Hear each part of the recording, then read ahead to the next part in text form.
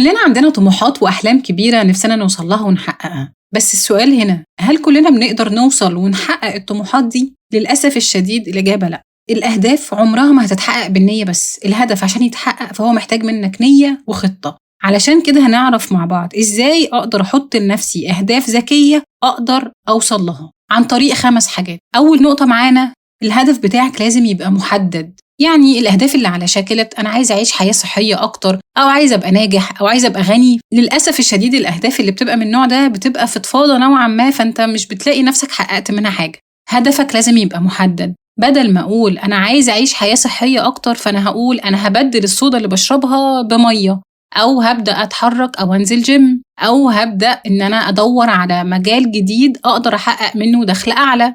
كده أنا بدأت أحط نفسي على أول الطريق. تاني نقطة معانا، إن الهدف بتاعك لازم يبقى قابل للقياس. يعني الهدف بتاعك لازم تبقى قادر تقيسه، تحدد أنت وصلت فين من تحقيقك للهدف بتاعك. يعني مثلا الهدف بتاعي إن أنا عايز أعيش حياة صحية. إزاي؟ إن أنا عايز أخس قد إيه؟ مثلا 20 كيلو. تمام، كده أنا بدأت أفهم أنا عايز أعمل إيه وهمشي إزاي. طيب ال20 كيلو دول أنا هقسمهم، لأن هو هدف كبير، فلازم أقسم الهدف بتاعي ده لأهداف صغيرة أقدر أقيسها وأحددها وأعرف أنا وصلت لفين من تحقيق الهدف ده. فبدل ما أقول أنا عايز أخس ال20 كيلو مرة واحدة، أنا هقسم على نفسي كل أسبوع أنا هخس 3 كيلو، وهتابع التطور بتاعي. يعني في نهاية الأسبوع أنا هوزن نفسي وهشوف نفسي حققت الهدف المطلوب ولا لسه.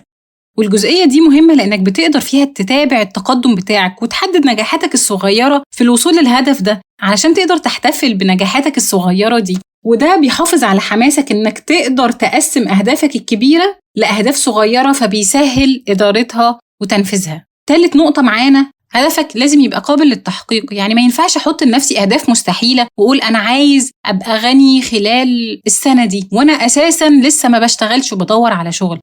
يعني مهم تتأكد أن الأهداف أو الهدف اللي أنت حاطه لنفسك ممكن مش مستحيل. وهنا بنفرق ما بين أن أنا أكون شخص عندي طموح وده شيء مطلوب طبعاً، وما بين أن يكون منطقي في تحديد أهدافي. لأنك للأسف لو ما عملتش النقطة دي كمان هتكون عرضة كبيرة للاستسلام والإحباط. فالأفضل إنك دايماً تاخد خطوات صغيرة وواقعية. فمثلاً لو أنا عايز أخس، فمش منطقي أبداً إن أنا أقول لنفسي، خصوصاً لو أنا شخص بيحب الأكل، فمش منطقي أبداً إن أنا أقول لنفسي إن أنا هخس 20 كيلو في أسبوع. ده مستحيل، وهتلاقي نفسك يوم واتنين للأسف الشديد بترجع للنظام الأول وأكتر.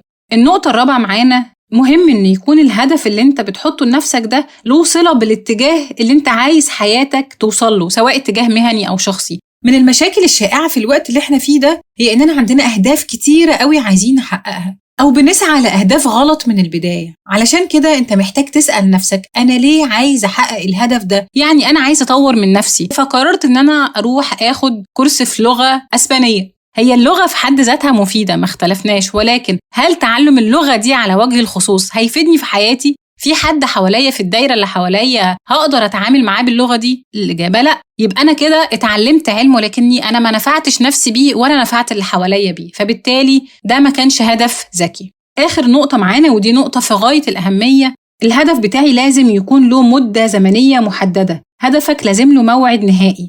الوقت المحدد بيزقك حرفياً كده إن أنت تشتغل بجدية، واتكلمنا عن الجزئية دي باستفاضة في الفيديو الخاص بباركنسونز لو. في النهاية عايزة أكد على نقطة، الأهداف في حد ذاتها مهمة لأن هي بتخليك عارف أنت عايز تركز على إيه وتوجه طاقتك فين، ولكن من فترة للتانية محتاج أن أنت تعمل تقييم ومراجعة لأهدافك دي، لأنه ده مش حدث بيحصل مرة واحدة، لكن هو عملية بيحصل لها تطوير باستمرار. وبس كده، أعاننا الله وإياكم.